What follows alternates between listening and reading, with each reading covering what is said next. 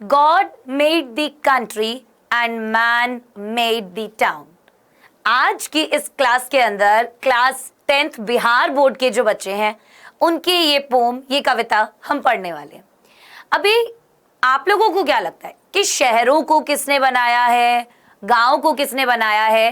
Comment करके मुझे बताना, और ये भी बताना कि आपको क्या लगता है, शहर ज्यादा बेटर है या गांव ज्यादा बेटर है।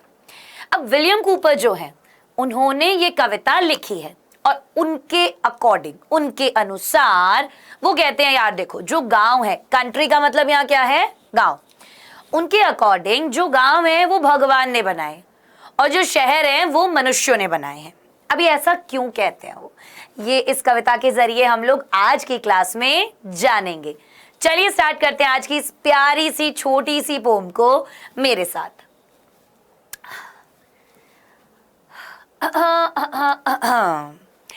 God made the country and man made the town.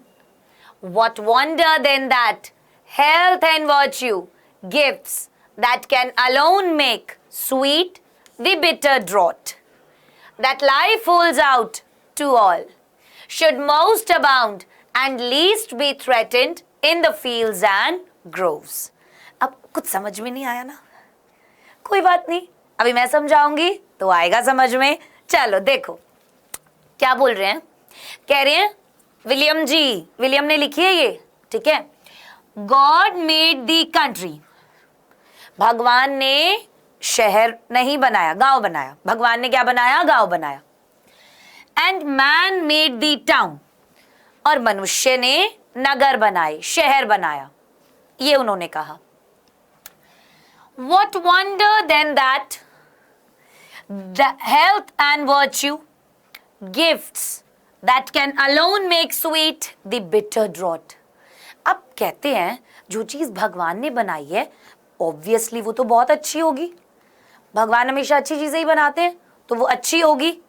तो वो कह रहे हैं जब जो चीज भगवान ने बनाई है वहां पर सुख, समृद्धि, शांति जरूर होगी, बिल्कुल होगी।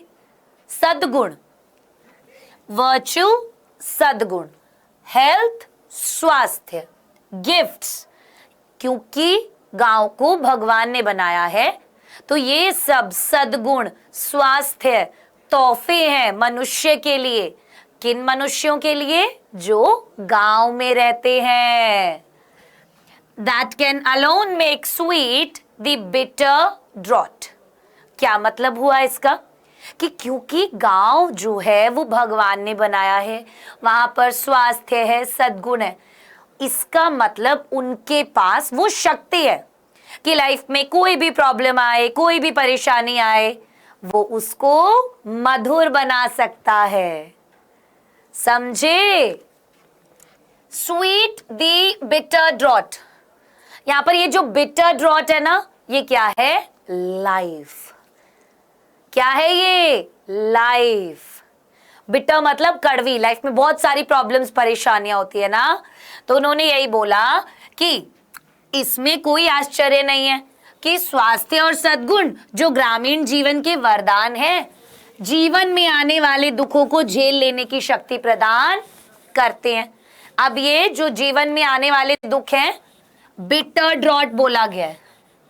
ड्रॉट क्या होता है? सूखा पड़ जाना। बिटर मतलब कड़वा, तो कहने मतलब लाइफ के अंदर कोई भी कड़वाहट है, कभी भी प्रॉब्लम्स है, परेशानियां है, क्या होगा? उन्हें झेलने की शक्ति हमें देंगे, उन घड़ियों को मधुर बना देते हैं। Make sweet, make sweet that life holds out to all should most abound. Abound यहां पर क्या मतलब है कि गांव के जो लोग होते हैं उनके पास भर भर के क्या है? शांति, सद्गुण, स्वास्थ्य, सब कुछ है उनके पास, right. And least be threatened in the fields and groves, और उन्हें टेंशन लेने की जरूरत नहीं है। क्यों? क्योंकि ये चीज उनसे कोई नहीं छीन सकता। थ्रेटेंड मतलब उन्हें नहीं डरना चाहिए, क्योंकि ये चीज उनसे कोई भी नहीं छीन सकता। इन द फील्ड्स एंड ग्रोव्स, क्यों? क्योंकि ये लोग गांव में अपनी खेती मजदूरी करते हैं, वहीं के बाग बगीचों में ही अपना काम करते हैं और वहीं पर रहते हैं और सुकून से अपना जीवन जीते हैं। कवि कहते हैं कि ईश्वर ने गांव को बनाया है और मनुष्यों ने नगरों एवं महानगरों को बनाया है। मैंने ये हिंदी में भी इसलिए लिखा है, आप बाद में भी पढ़ें तो आपको समझ में आ जाए। अतः इसमें कोई आश्चर्य नहीं है कि स्वास्थ्य और सद्गुण, हेल्थ और virtue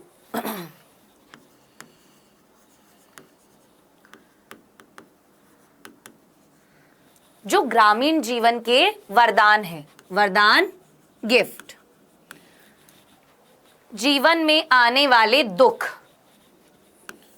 bitter drought,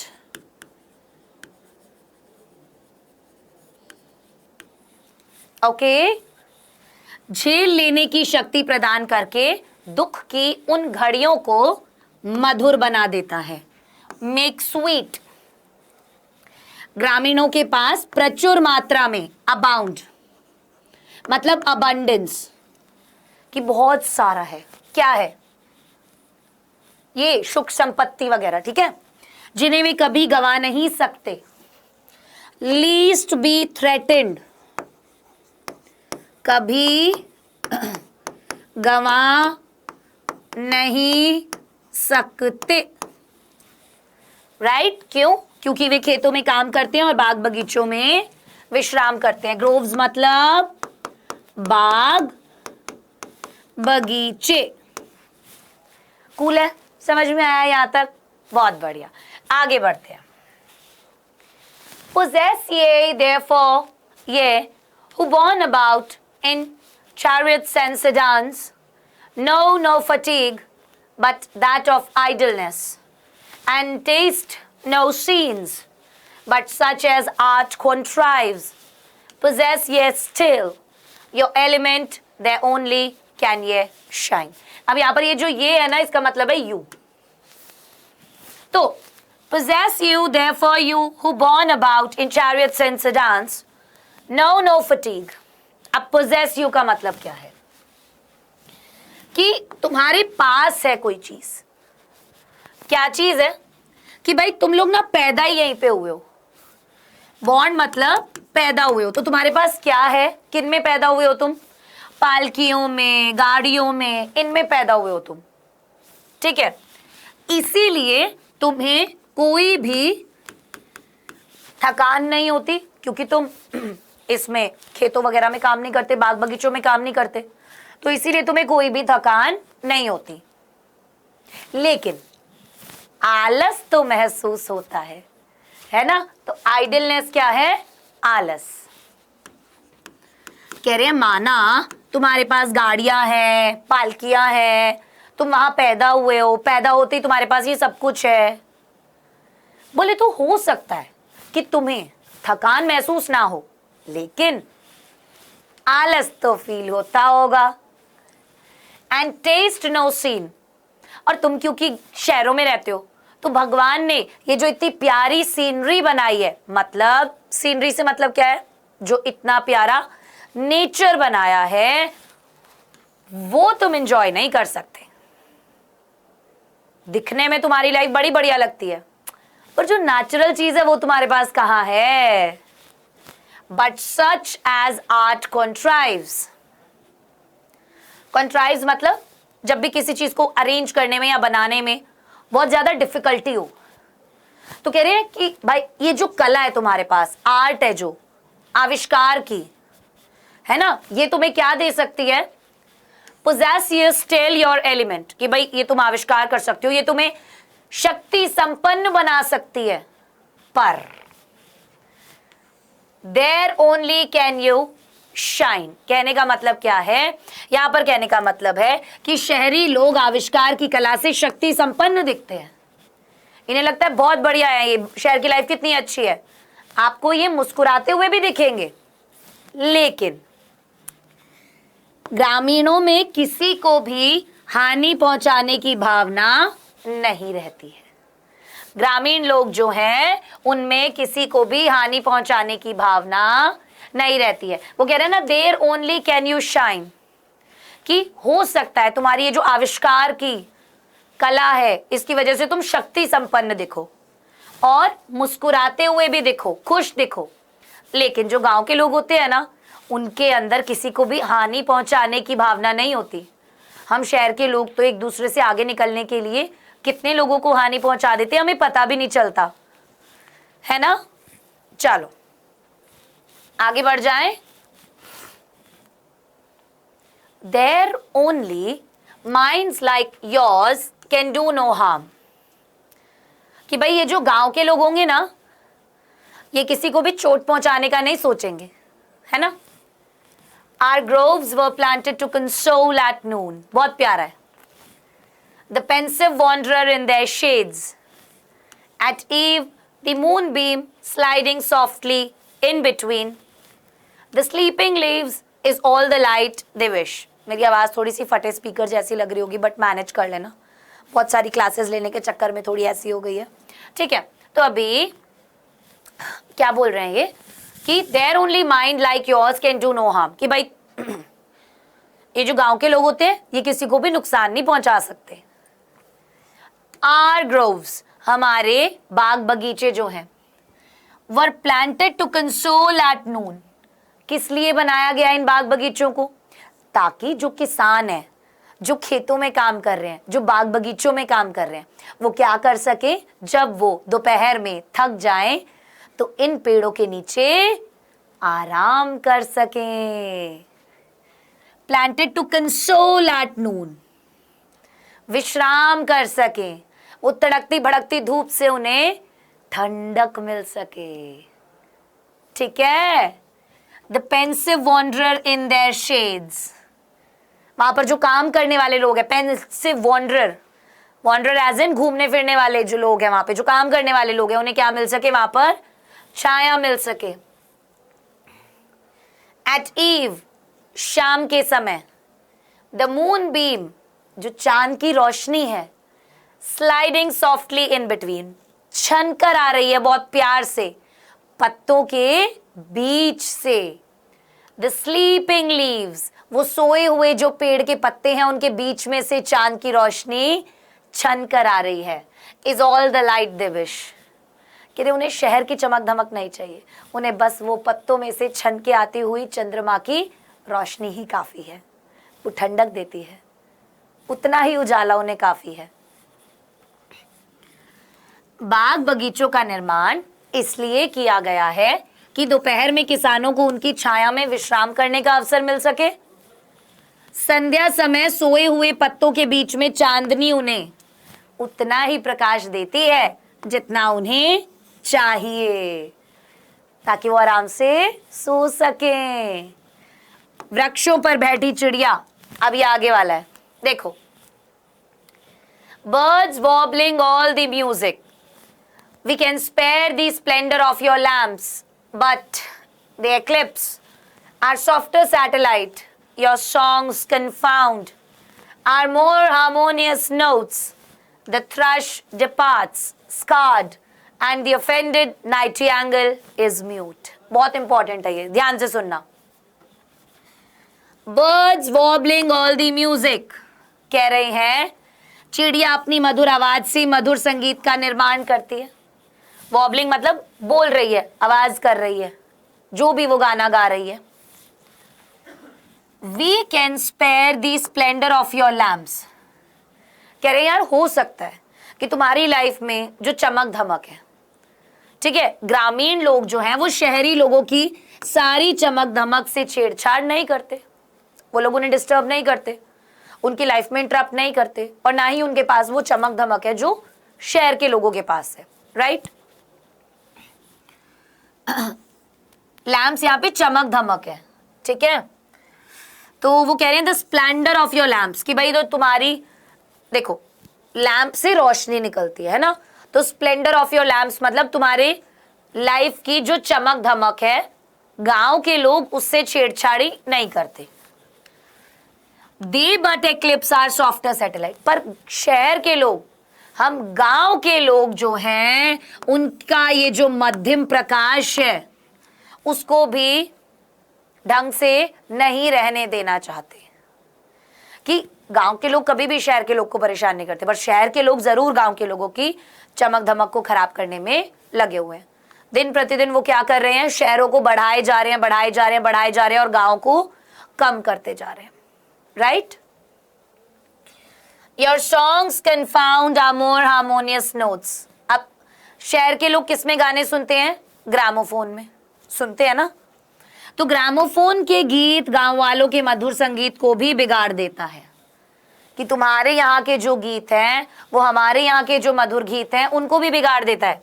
your songs, तुम्हारे गीत, confound are most harmonious notes, कि हमारे यहाँ के जो संगीत है, गीत है, उसको भी तबाह कर देता है।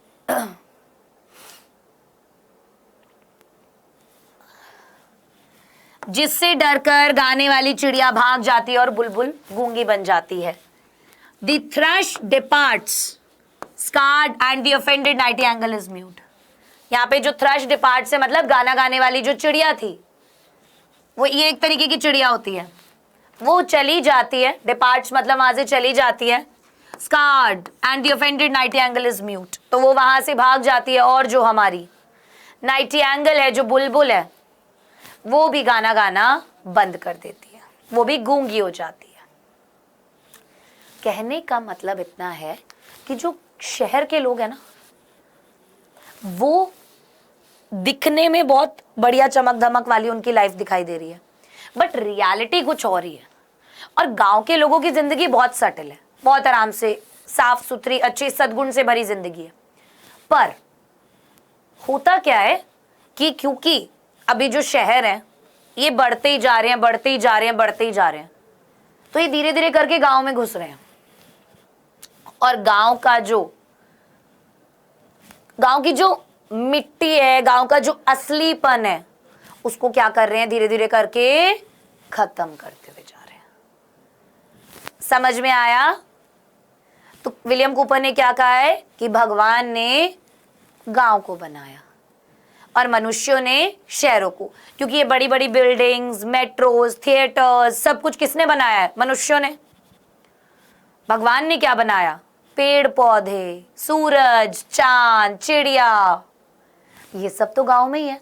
इसीलिए तो कवि कह रहे हैं कि भगवान ने बनाए हैं गांव, और भगवान की बनाई चीज कभी खराब नहीं हो सकती। राइट? चलो 2 क्वेश्चंस करते हैं जो बहुत इंपॉर्टेंट है इस चैप्टर से related. Why does the poet believe that God made the country? अभी पोइट को ऐसा क्यों लगता है कि गॉड ने कंट्री को बनाया है, गांव को बनाया है?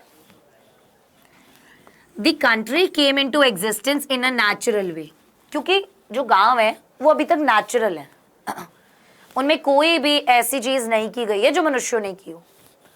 No one can came to give a shape to the countryside. किसी ने आके गांव को कोई शेप थोड़ी दी, अपने आप बनते चले गए। It went on taking shape, ये अपने आप शेप लेते चले गए। As the nature planned it, जैसा प्रकृति ने प्लान किया वैसे ही, to take its shape. So the poet is left with no option. तो कवि के पास कोई चारा ही नहीं बचा है कि वो ये ना माने कि गांव को भगवान ने बनाया है, नेचर ने बनाया है। राइट? क्योंकि जो शहरों में चीजें बनी हैं वो किसने बनाई हैं? मनुष्यों ने। नेचर ने तो थिएटर नहीं बनाए, नेचर ने तो मेट्रो नहीं बनाई, मनुष्यों ने बनाई। ठीक है? अगला question, why does the poet believe that man made the town? अभी पोइट को ऐसा क्यों लगता है कि मैन ने टाउन बनाया है? Man has built high buildings, मनुष्य ने ऊंची ऊंची इमारतें बनाई, रोड्स बनाई, स्ट्रीट बनाई, है ना? ही बिल्ट शॉप्स, दुकानें बनाई, होटल्स बनाए, मार्केट्स बनाए, सिनेमा हॉल्स बनाए, ग्रामोफोन बनाया, व्हीकल्स बनाए, सब कुछ तो मनुष्य ने बनाया ये सब। So the poet believes that the town has been the creation of God. इसीलिए कवि क्या मान रहे हैं कि जो टाउन है वो किसने बनाए हैं? मैन ने। आपको समझ में आया अभी यहां तक? अगर पोम समझ में ना आई हो, एक बार वापस से वीडियो को जरूर देखना, और मैंने हिंदी में भी सारा एक्सप्लेनेशन साइड में लिखा हुआ है। क्लियर हो गई ये बात? तो अभी आप मुझे कमेंट करके जरूर बताना इस वीडियो के नीचे कि आपको वीडियो कैसा लगा। साथ ही साथ आप ये भी बताना आपको गांव पसंद है या शहर पसंद है। क्लियर? चलिए, so I wish and I hope कि आप सभी अच्छा कर रहे होंगे और अगली वीडियो के अंदर एक ऐसे ही नए चैप्टर के साथ मैं आपको मिलूंगी जिसमें उसका एक्सप्लेनेशन हम लोग देखेंगे। ओके, चलिए, अगर आपको वीडियो पसंद आया तो चैनल को सब्सक्राइब जरूर कर देना अगर आप पहली बार चैनल पे आए हो तो, और बेल आइकन को भी प्रेस कर देना, उससे आपको क्लासेस का नोटिफिकेशन मिलता रहेगा। ठीक है, चलिए, बाय बाय, टेक केयर।